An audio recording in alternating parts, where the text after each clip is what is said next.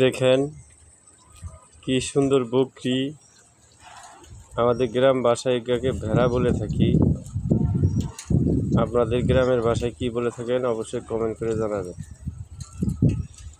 অল্প পুঁজিতে বেশি আয়, এই বকরি এত ভেড়া আর কি। পাঠা কোনটা পাঠা? ওই যে শালা পাঠা। এই